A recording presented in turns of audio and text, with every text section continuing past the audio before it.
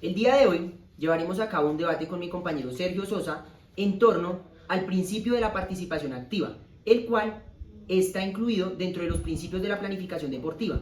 Pero para iniciar es importante reconocer que históricamente se han primado los principios biológicos sobre los pedagógicos. Entonces, el día de hoy vamos a hablar un poco sobre el principio de la participación activa. Pero entonces vamos a conocer en qué consiste en primera instancia. ¿En qué consiste este principio? Este se encarga de hacer partícipe al deportista y que se tenga una serie de conocimientos sobre lo que se realiza y el por qué se realiza. Además de eso, se deben establecer unos objetivos que se trabajen conjuntamente entre el deportista y el entrenador. Pero yo quisiera saber, como un autor que nos hable de este principio, ya que pues la historia es importante y tener en cuenta, digamos, estos autores es muy esencial. Muy bien, para esto hablaremos de Bompa, quien en el 2007 nos plantea el principio de la participación activa en su libro Periodización, Teoría y Metodología del Entrenamiento. En él nos destaca 3 principios o factores que son muy importantes para llevar a cabo la realización de este principio, los cuales son la finalidad y los objetivos del entrenamiento. Es decir, que tanto el entrenador como el deportista reconozca qué está haciendo y con qué finalidad se hace. En segunda instancia, el papel independiente y creativo del deportista. Es decir, el deportista reconociendo eso, que asuma un deber y un derecho dentro de la práctica deportiva, dentro de la preparación a largo y a corto plazo.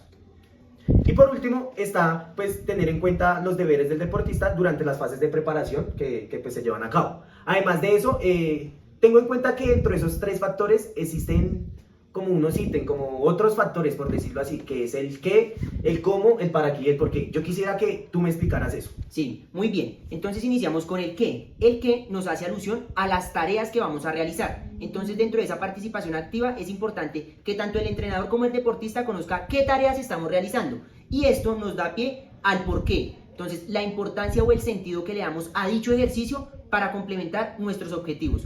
El para qué, que nos da cuenta de la transversalidad del proceso a lo que se quiere llegar con el entrenamiento deportivo en una práctica específica. Y el cómo, que indudablemente nos atañe a los medios para llegar allí. Pero espere porque este tema me importa un poco y quiero debatirlo un poquito más. Porque yo creo que además es necesario que el deportista asuma o adopte un papel muy proactivo, con interés y predisposición por el aprendizaje. Fundamental. De esta manera pues se favorecen como aspectos fundamentales para el aprendizaje. Sí. ¿Sabes cuáles son? Sí, muy bien. En primera instancia nos plantean la motivación. ¿A qué hace referencia? Bueno, la motivación es más que todo como conocer los objetivos, ¿sí? El proceso, los resultados que se van llevando a cabo, Sí. como en los ejercicios, pues que dan cuenta como de lo que estábamos hablando ahorita, del por qué, del para qué, del qué y cómo. Eso le dan ¿Y la sentido. autonomía? La autonomía, que es como esa postura que debe asumir el deportista de manera responsable, consciente, activa del proceso que se está llevando, tanto en el entrenamiento como en la vida diaria. Es decir, la vida del deportista no termina cuando dejamos la sesión de lado, sino los hábitos y las prácticas deben ir también en sintonía de eso. A eso nos hace referencia la autonomía. Pero ahora bien, Sergio, ¿cómo aplicamos eso en el entrenamiento? Yo creo que como para conseguir que nuestros atletas como adopten un rol plenamente consciente, activo, participativo, Sí. como lo dice al principio, es importante o es necesario aplicar como unas pautas en el entrenamiento. Total. El primero yo creería que es establecer los objetivos de forma conjunta con el atleta. Es porque muchas veces el entrenador lo hace y lo que es como le toca hacer esto y ya, ¿sí? Exacto, sí. Y no trabajan conjuntamente para que los dos estén como empapados de lo que se va a realizar en dicho Sí, proceso. sí, sí, eso nos da paso al segundo, que digamos es importante que en esa participación activa también el deportista plantee sus gustos, su opinión y sus criterios para que esa planificación sea mancomunada, sea conjunta.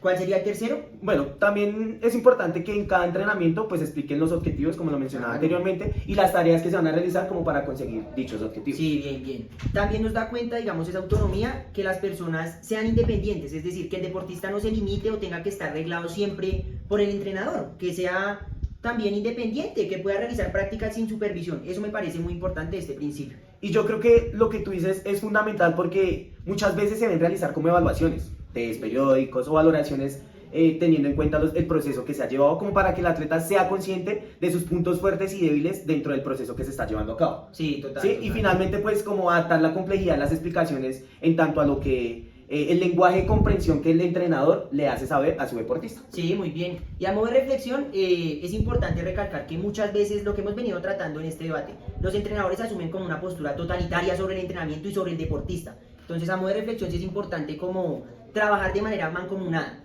digamos, este principio de participación activa nos alude mucho a la comunicación asertiva entre el deportista y el entrenador, como para que los objetivos fluyan de mejor manera. La relación interpersonal es fundamental allí, es decir, tanto la mediación pedagógica del entrenador como la disposición y autonomía del deportista para que los dos vayan hacia arriba. Además de eso, como en el ámbito de rendimiento, se le da muy poca importancia a este principio, ¿no? Sí, Como tú lo mencionabas, principalmente hay unos principios biológicos y se dejan como a un lado un poquito los principios pedagógicos, ¿sí?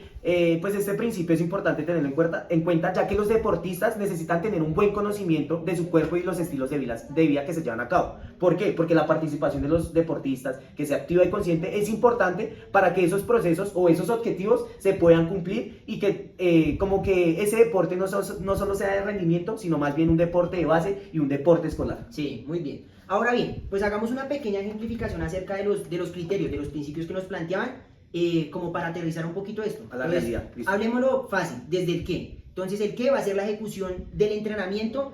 Vamos a poner un ejemplo, en el voleibol. Entonces vamos a trabajar elementos técnicos y tácticos para que nuestro deportista vaya realizando o vaya tomando un sentido a lo que le hacemos. ¿A qué cree que nos alude el por qué?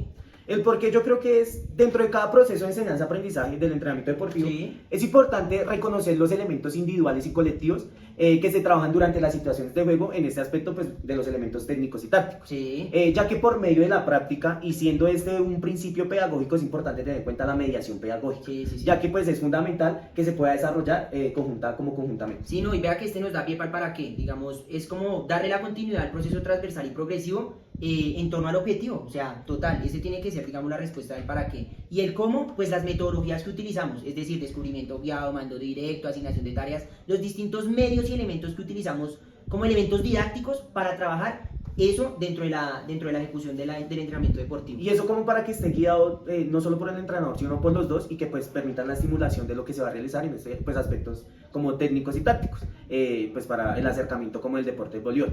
Pero bueno, pues ya con esto ya dejamos como un poquito más claro Sí. de lo que es el principio de participación activa y consciente. Y ya, pues eso sería. Sí, un no, buen se debate. sientan unas bases bien interesantes. Muy bueno el debate. Muchísimas gracias.